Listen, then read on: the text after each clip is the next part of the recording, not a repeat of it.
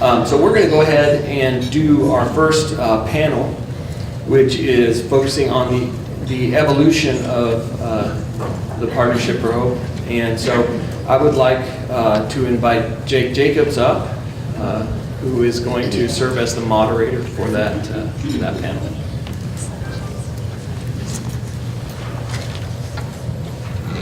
Good morning, everyone. I'm not Vin Horn. Vin was conveniently under the weather today. Probably the weather we had last night, I'm not sure.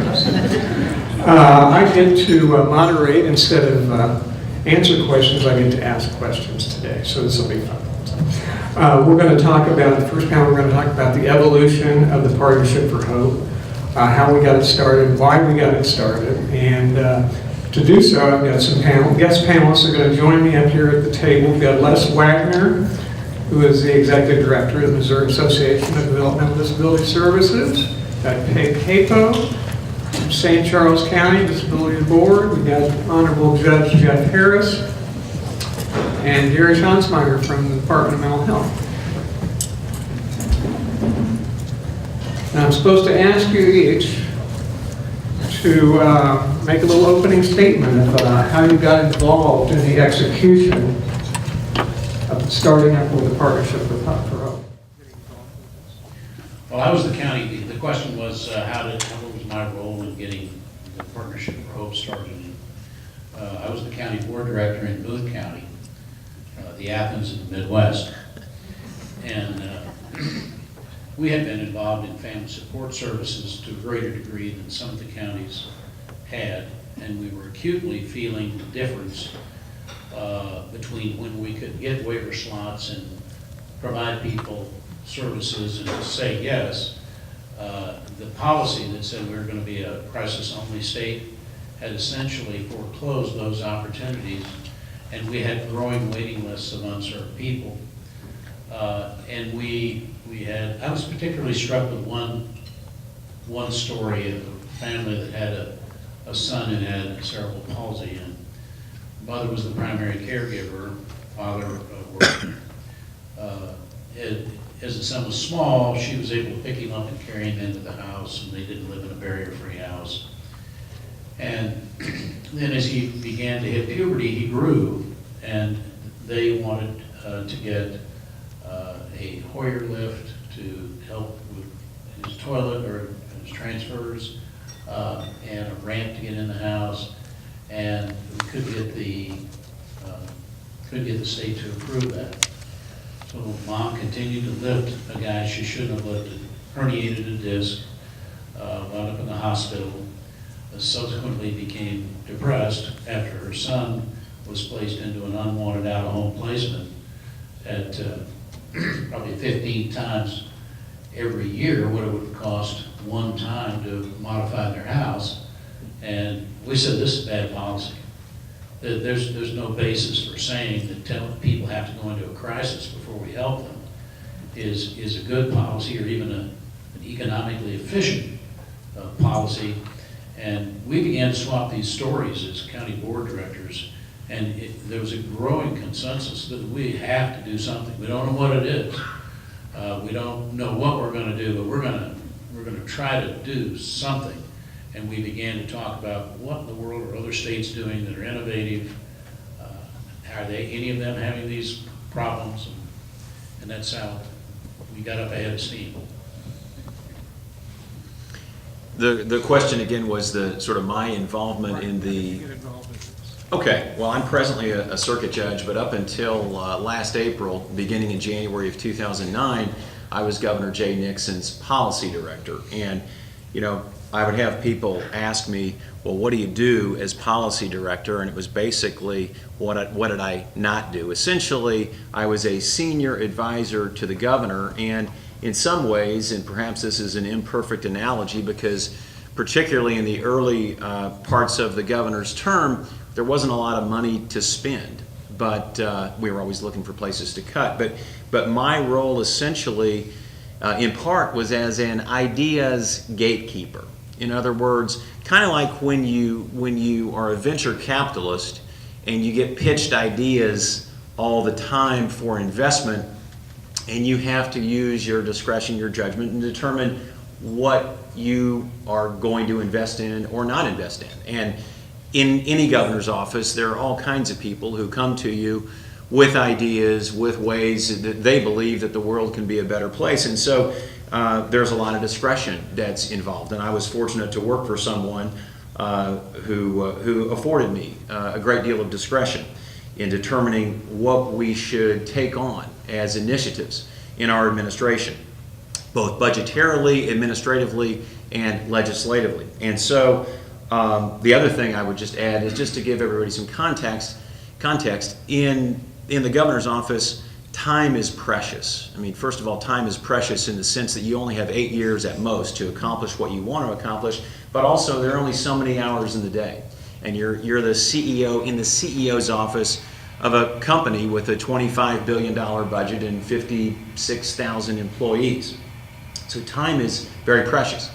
Nonetheless, you do take meetings, you do listen to people, and so my recollection is that at some point, I think it was in 2009 or 2010, Les Wagner called me. I knew Les from my time in the General Assembly representing this community here in Columbia, and Les wanted to brief me about an idea that he and others had been working on, and ultimately that idea crystallized into the Partnership for Hope.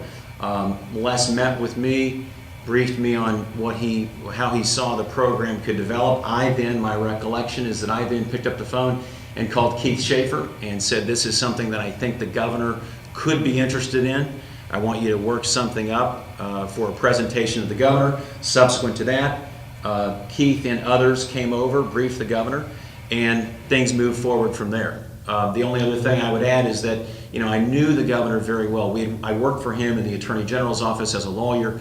He and I had and still have a very similar outlook philosophically on the world. And I knew, given his interest in the mental health arena, his interest in helping individuals with developmental disabilities, that this was going to be potentially in his strike zone. So that's sort of my involvement at the inception of this program. Hi, I'm Gary Schanzmar. I'm currently Deputy Director for the Division of DD, but at the time I was more of a number cruncher and a guy who pulled the data, and it was kind of my job to make sure that we did things the way we've always done it, stay consistent. But so with this, it was kind of fun to color outside the lines. And I remember hearing Les in meetings at the beginning of this, thinking, yeah, I'm not so sure that's going to work. But it's always somebody's job to be a skeptic, right, Les? But no, it has turned out, I think, better than we had hoped, and I'm glad we did color outside the lines. So, but now in a current position, I get to watch what we do with this. I think the initial growth phase is over. Now we've matured, where we're hitting that same number of people coming and going, and it's really fun to watch. So, Peg. Great. Hi, I'm Peg Capo. I'm the Executive Director of the St. Charles County Senate Bill 40 Board, the Developmental Disabilities Resource Board. Let me correct the record. Gary is still a number cruncher. Yeah. He just has a bigger title now. Yeah. I represent a county that's been the fastest growing county in Missouri for decades, the last couple decades, and we were facing, I think, something worse than a huge waiting list is a huge waiting list with money that you can spend and you can't spend it on those people. And that was what we were facing in the late 1990s into the early part of the century, was a population exploding, which in our case, because our revenue comes from property taxes, it was accompanied by an increase in taxes, and we had growing waiting lists for services, and we had those services were determined by a statewide wait list. And we had a lot of people who had a lot of needs, but very few of them rose to that level of statewide priority. And so we, in the early 2000s, began conducting a bunch of studies in our county about what we could do to help people. And we have this one called System Redesign Project, Final Report 2004. We brought in people from around the country talking about what can we do to get more services to people, and there were a couple things. One was providing case management. People needed to have access to a case manager, and we took on, in partnership with the state, providing that. But really quickly, it became evident we didn't have the ability to take care of the needs in our county. We needed to deal with this issue statewide. And at the same time, MACDDS and others, as you've already heard, started raising this idea of, can we come up with a way to take a waiver, make it statewide, but allow counties to opt in or opt out? Was that even possible? And so I had the good fortune of being able to volunteer to serve on the original committee that brought in some of the same people we had brought in, but in a new context, to say, how can we take this on as a state and make a difference? And you know, having a county-based system, which is unique to Missouri in the exact way that we do it, because we have partners at the state. Some of the states with county-based systems have a entirely county-based system. We have a partnership.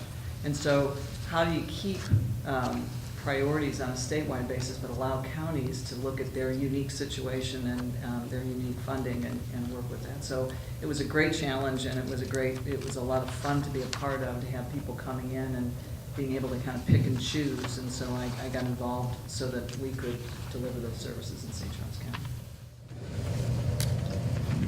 Thank you all. First question for the group, and you guys can fight over who wants to answer it first. What circumstances gave rise to the Partnership for Hope? We touched a little bit upon that, but what were the steps involved in the development of the Partnership for Hope? Well, the counties began to come to a consensus that they wanted to identify innovative practices from other parts of the state, other parts of the country.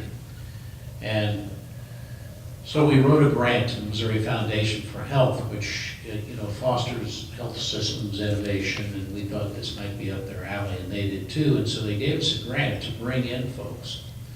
And Jane Cruz, who's a big part of this, and former director of Medicaid for the state of Missouri and an attorney, was the principal person who recommended and helped identify innovative experts to come in and talk to us. And I have a brief list of the folks that came in, and counties sent representatives, sometimes board members as well as their staff, to hear these presentations. Nancy Thaler, who was then the executive director of the National Association of Developmental Disability Directors from Washington, making the Medicaid 915C HCBS waiver. Doesn't that sound great? Work for you. She was skeptical we could do this. Jeffrey Crowley from Georgetown University, Nikki Mouton, Health Management Associates, including the developmentally disabled people in managed care they proposed would be a fine idea. John Fortune, Sport Intensity Scale, which was used to help identify people in greater need and those in lesser need.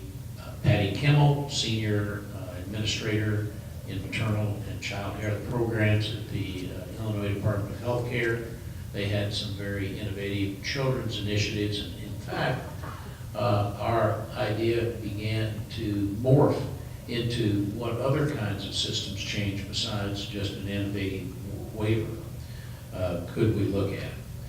And Mark Smith from the Medicaid Health Systems Administrator, Ohio Department of Mental Health, and DD. And we actually had a group of folks who went to Ohio to meet with directors of those programs. All those folks were talking to us about things that folks were doing, and they were sharing that other people had big wait lists, and they didn't believe that any of them had ever emphasized taking a bite out of the lower half of the need. Everyone was focused upon those people in great need, but they hadn't ever thought, well, what if we went to those people who have more moderate cost needs, but those needs, if unmet, are likely to contribute to them moving to the great need category. And that was one of the things that was innovative about this. Well, I touched a moment ago on sort of my involvement in this program at its genesis with respect to the governor's office. But clearly, in terms of the circumstances, once Les and then Director Schaefer briefed us, it was made clear to us that there was a need for these types of services, that in fact we had the opportunity to reduce or perhaps even end the waiting list for services. We could do it in a preventative manner as opposed to crisis or acute response. That was something that was certainly very important to us. Really, in our administration, we like to say that, and we very much appreciated creative thinking. I can't take any credit for being a creative thinker, but I could recognize creative thought when others came to me, and we appreciated that.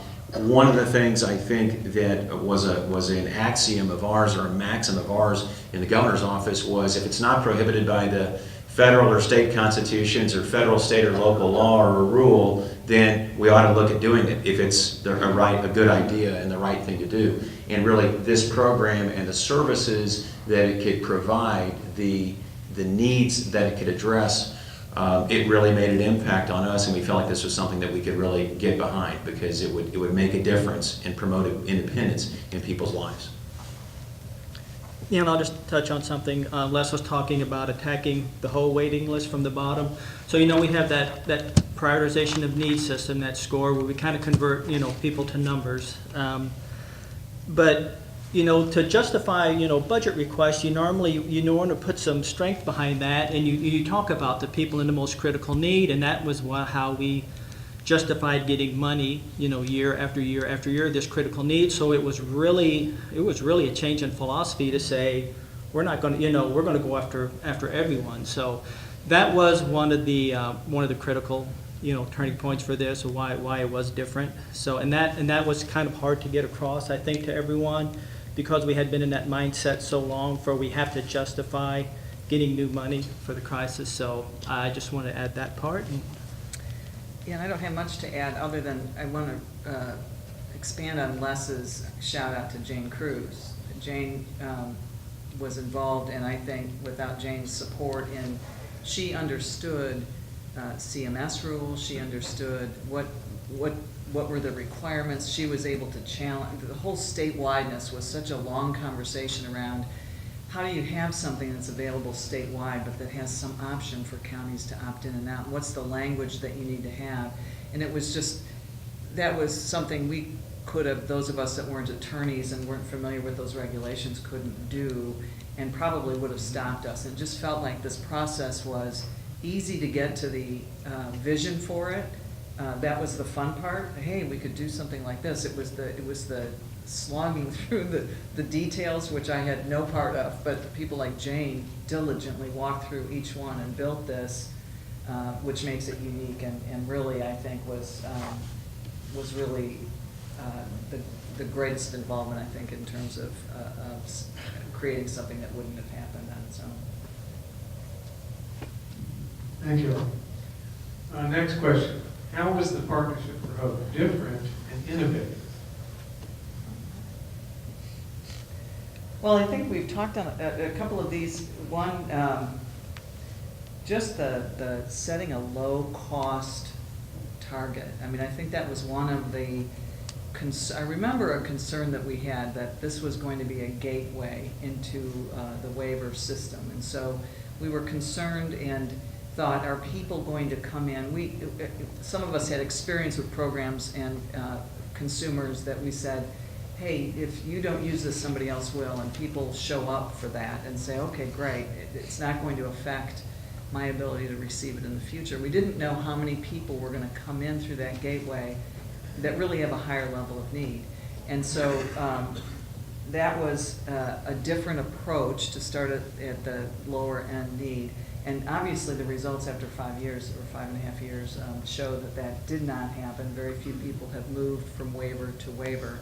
Mostly people get what they need, their lives get stabilized and move on. But that was not a unique approach in the world. Prevention as an idea is we know works, but it was really demonstrating that and saying, and I'll give an example. We had a family we went into this and we really looked at what I didn't want to do in our community. I think most of us, we wanted to maintain the integrity of the program, and so we didn't, we challenged any kind of,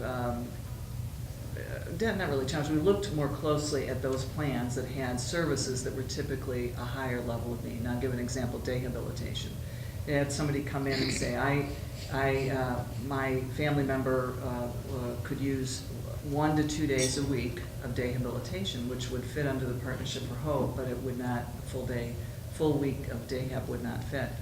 And so we were like, really? I don't know. Is this going to turn into something that's more? And what we found out was there were solutions to issues we didn't realize. Like a day a week for that family and for that person, developed skills, gave a break to the family, and really did result in outcomes for that consumer. And it was, we would never have offered that solution under the community support waiver because it's generally a full-time service. So things like that came along that were unique to this. And because of that cap, we were able to get more creative in how those dollars were used to stabilize someone, so into their lives. And so that was a kind of a unique approach.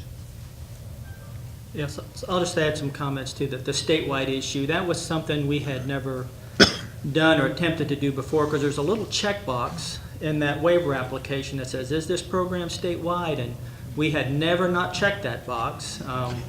We were afraid to leave that box blank, and we really thought it was a trick question. So right, there was a lot of research up front to, can we actually do something that's not statewide? And there was some skepticism on the state's part about would CMS approve that, and actually, so whether our fears were founded or not, they actually approved it fairly quickly. For a new waiver, I think this went through fairly quickly. So, but just on some other things, why it was innovative, we turned eligibility for waiver, which had been exclusively by the state, we turned that eligibility back to the counties. So decentralize that function, allow the utilization review, the actual approval of those plans, turn that over to the counties, and they picked that up and ran with it. So, so basically, it's a local program. You know who they are, you know what their needs are. So basically, just hand them off to us, and we'll pay the bills. So. Well, in terms of how it might have been or is different or innovative in comparison to other programs, I would go back to something I heard Dr. Nitzel say in his opening remarks on behalf of Director Stringer, and that goes to the branding aspect. I don't know if you all realize it or not, but probably everybody in this room speaks in a lexicon of acronyms and vocabulary that sounds like you're from another galaxy if you don't work in this area. I mean, CMS, DD, SB40, I can go on and on and on. First time I think I talked to Keith Schaefer when I was in the legislature, I wanted him to give me a glossary so I could actually understand what he was saying to me. So we felt like it was really important. If this was a program we were going to develop and get behind and make statewide, to brand it. And I know that may sound trite or crass perhaps, but there were reasons. We felt like this was going to be significant, that we wanted buy-in. And to do that, I think, particularly in this day and age, you have to be able to conceptualize, to crystallize that into something that's memorable. And so every time we had a meeting about the prevention waiver, it was like nails on a chalkboard for us, because none of us, as Nitzel said earlier, could understand what that even meant. I mean, if you're waiving prevention, are you promoting recklessness? I mean, what does it mean? And so I kept trying to come up with something that had the word opportunity in it, because that's something that was a core philosophy of the governor's and of mine and passion of ours, to promote opportunity. And ultimately, we arrived at the name Partnership for Hope. I'll share one quick anecdote with you. I told the Governor Nixon, that I was going to be here today. I sent him an email over the weekend, and he responded back. He said, look, you, meaning me, take plenty of credit for it, one of our great programs, but let them know I came up with the name. And that's true.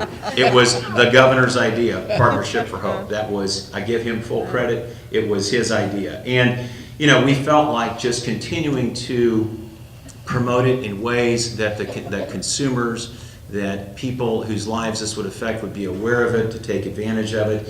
We brought people who were consumers to attend our State of the State, highlighted the program in that way. I know Les, one time we had him at the mansion to speak to a group of accomplished Missourians from all different areas, not just geographic areas, but all different walks of life. And so it was just something, I think it was different and is different in contrast to other good government programs in that we put a marketing push behind it, and we branded it and named it to try to make it successful.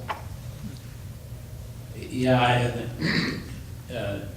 make no mistake, I mean, there was a lot of skepticism about this when it first started out. I mean, the skepticism about, can you even do it because it's not statewide?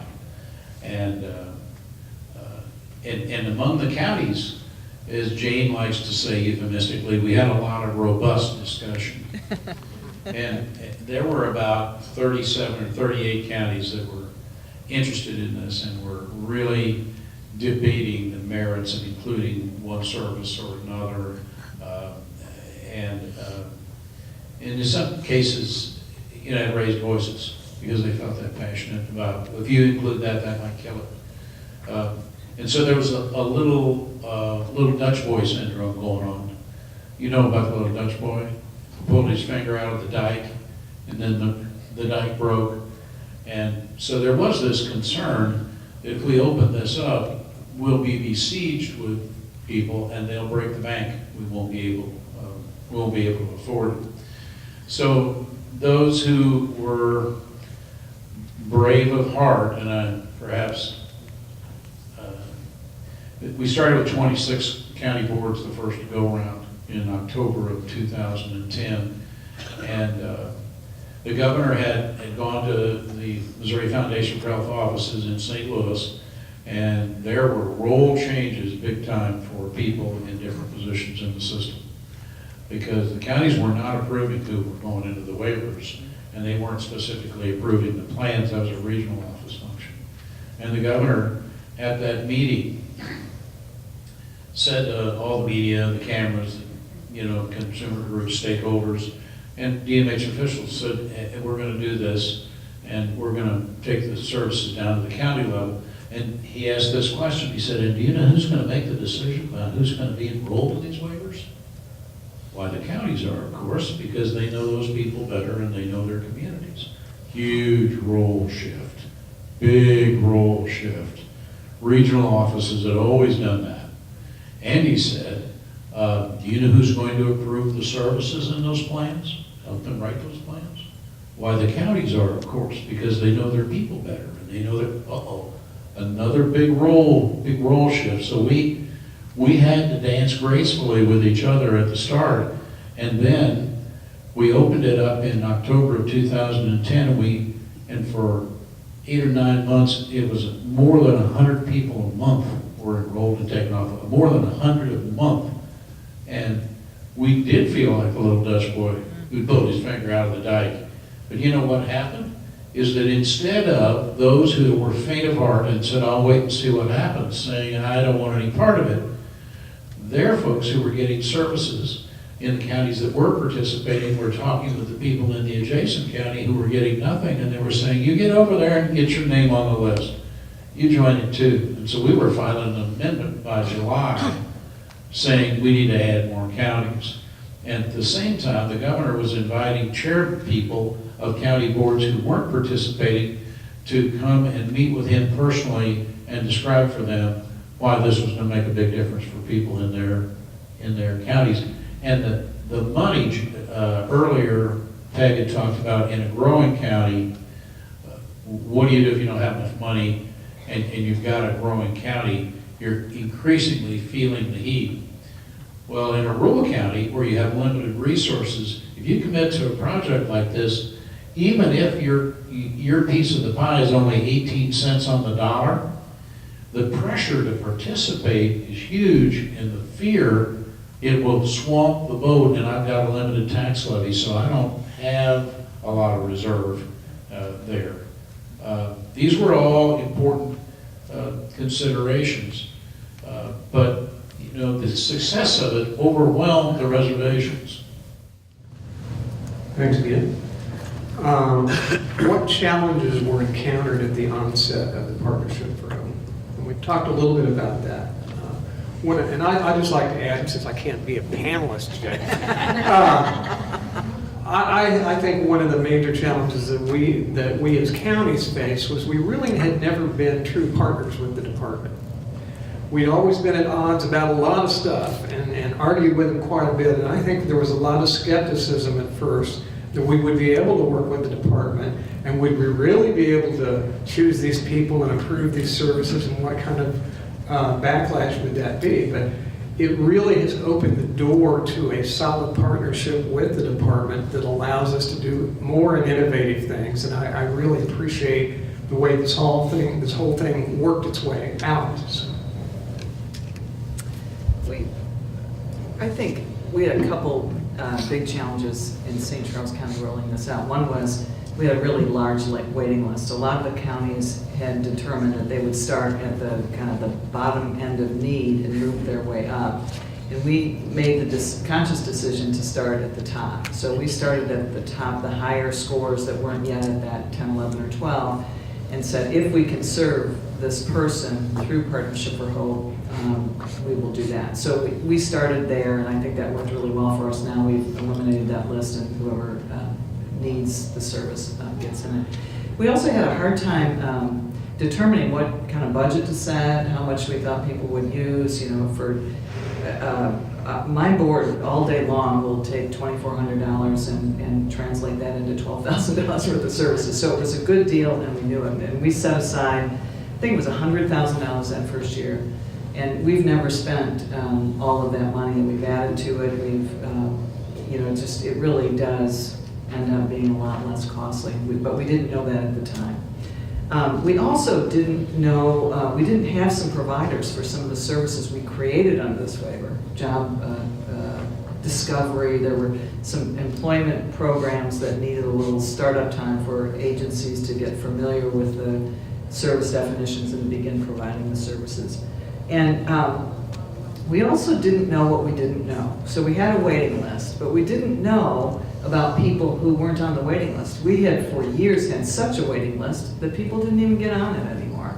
Like, I know what I need isn't, I remember there was a woman at one of the first focus groups that the UMKC folks had, and it was an elderly woman who had a daughter, I believe it was, who worked at our BCI, our sheltered workshop, and she was driving her daughter to and from BCI, and as she was aging, she was losing her night vision.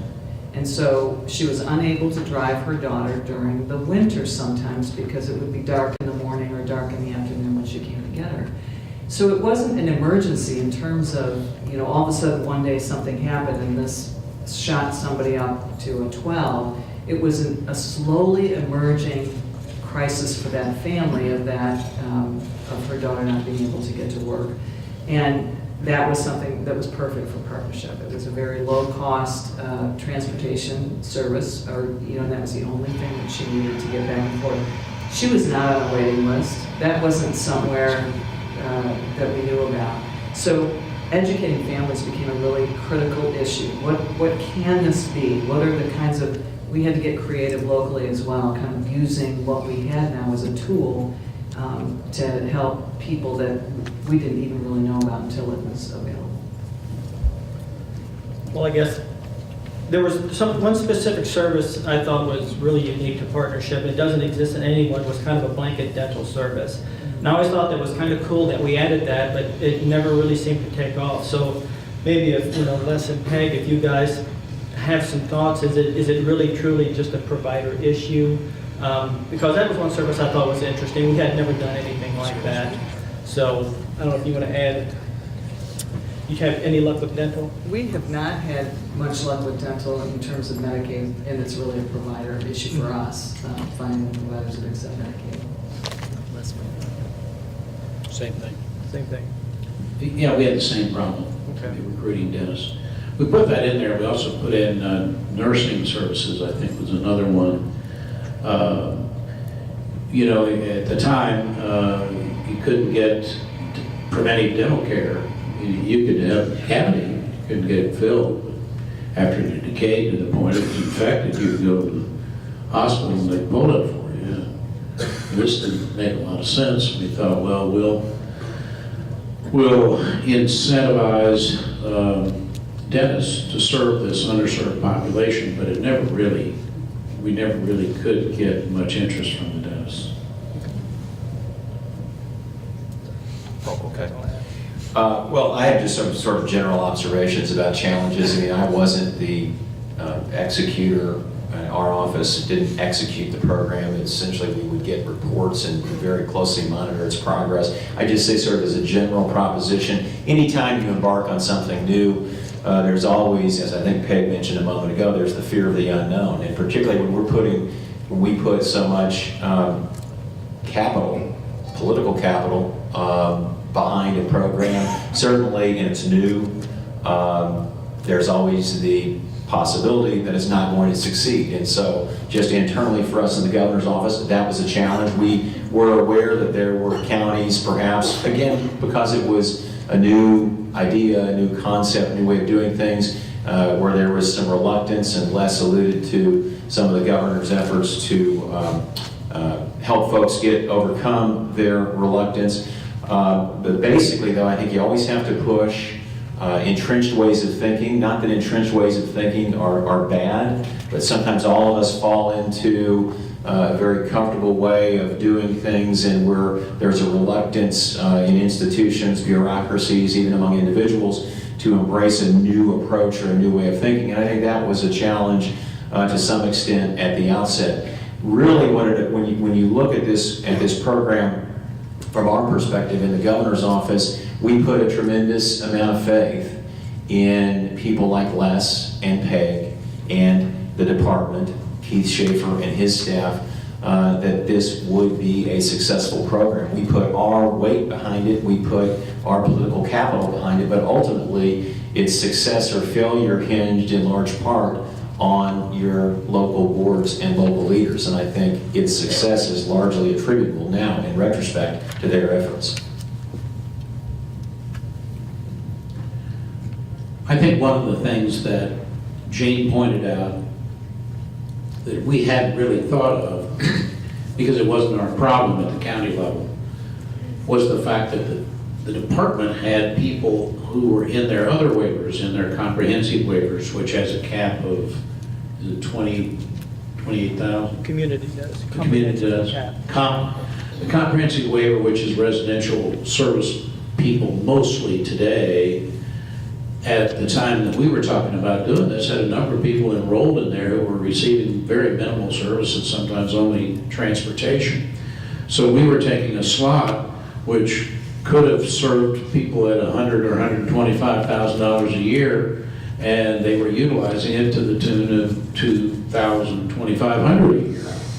And that didn't make much sense, since the number of slots that you could have was limited.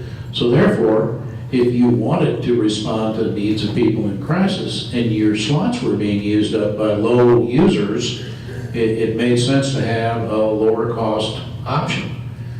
It wasn't a problem for us at the counties, because we didn't administer those waivers. And so we were reluctant to counsel people to give up those waivers so that people could be utilizing them, until you had the Partnership for Hope to say, not to worry, we can still do everything you've been doing, and we're going to do it through this other mechanism. I think another challenge of it was that the culture of no, it becomes ingrained in the case managers. They have to grit their teeth, and they have to call people up, and they have to say, you're still on a wait list, you're still not a priority, I still can't do anything for you. And if you do that all the time, that's what you know is your repertoire, that's your responsibility. When the Partnership for Hope came along in those counties that weren't doing the case management was done by the regional offices, we found that there were delays in those counties because the case managers had a tendency to not believe it. You know, I've never done anything, I worked here 6 years, never done anything to tell people no. How can I tell them yes? The county probably won't come through, and then I'll be looking like a fool. So there was that.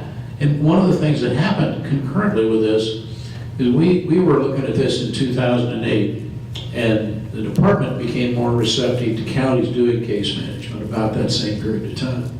In 2008, 15% of the people who were served by the department, which was about 28,000 at the time, 15% of them were served by county boards doing case management. The rest of it, with 85%, was done by the state. It began to change then that year, and more counties signed up to do case management.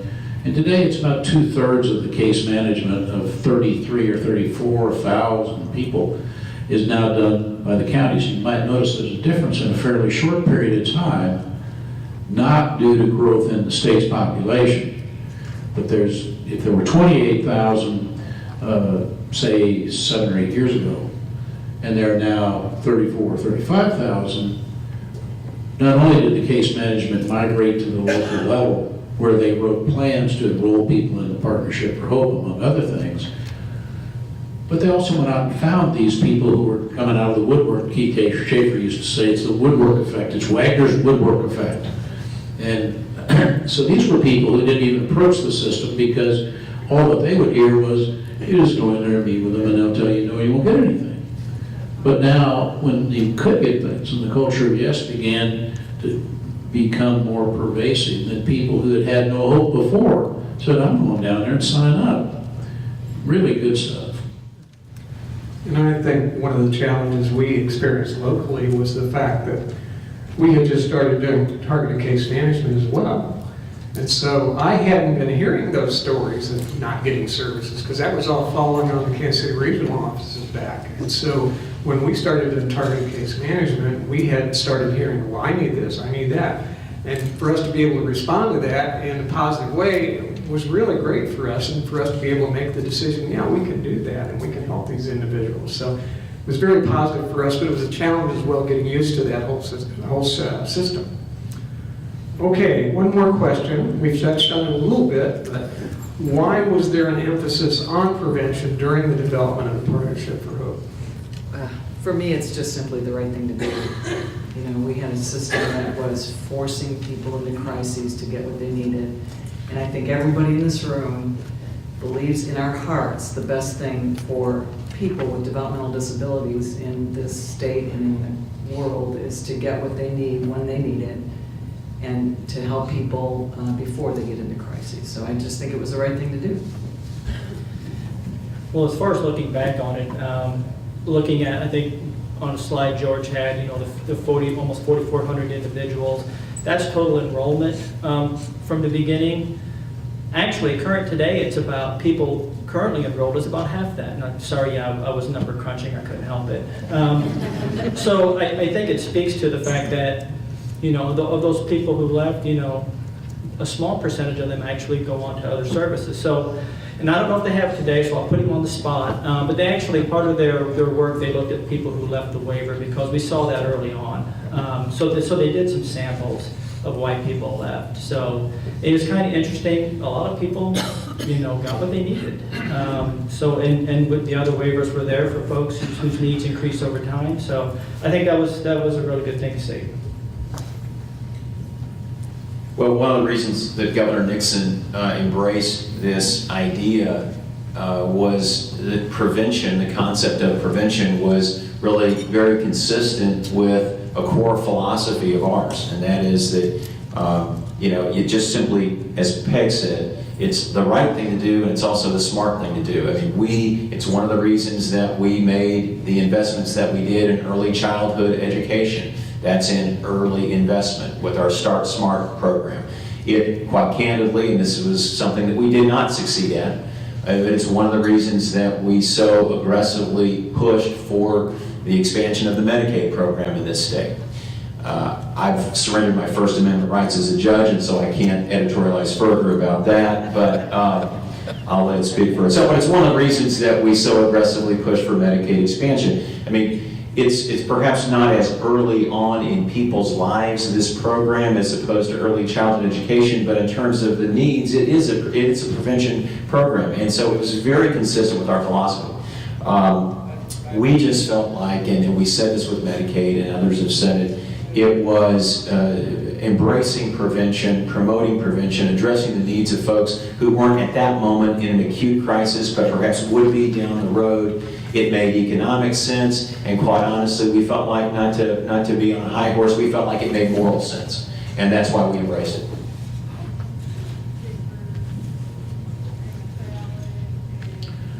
Well, the prevention emphasis, one person that was really instrumental in helping to build the consensus about this, who hasn't been mentioned, is Roger Garlick. And many of you knew Roger Garlick. Roger Garlick was an iconic administrator, innovator in the field for many years. He had a quiet charisma about him. And in Boone County, we'd had one of the lowest property taxes in the state. And we started, the first idea was to have group homes. But they wanted to have teaching-oriented group homes.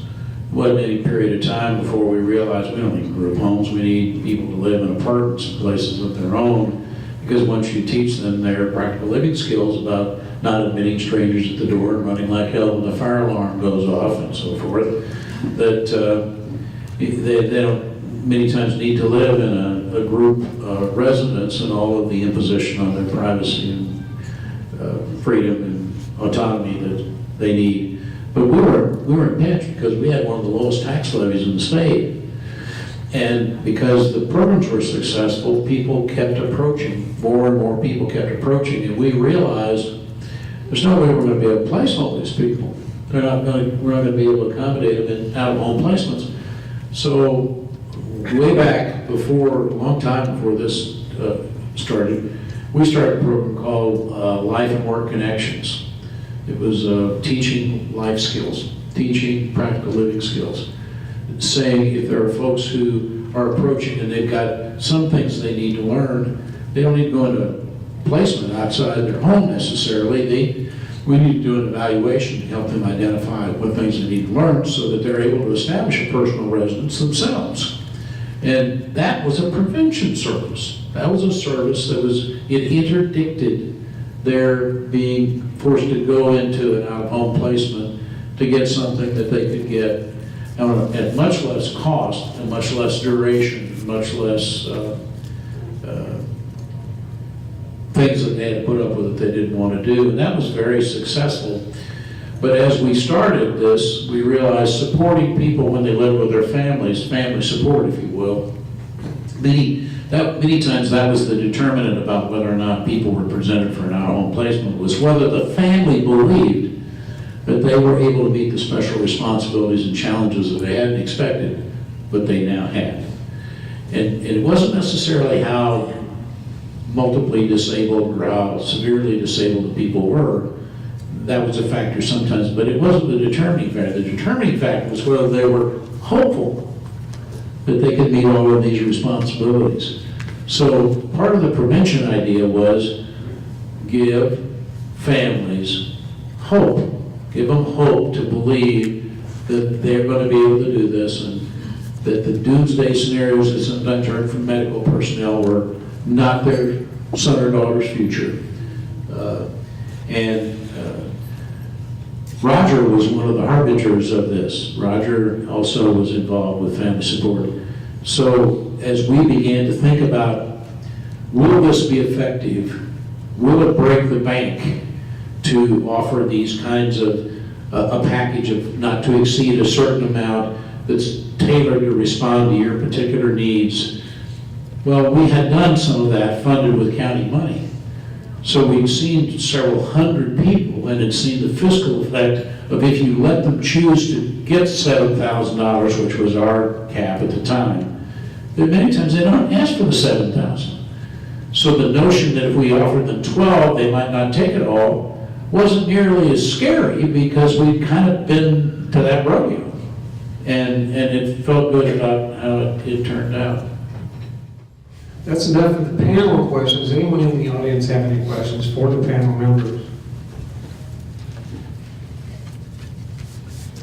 Did a great job, guys. Want to give them a hand?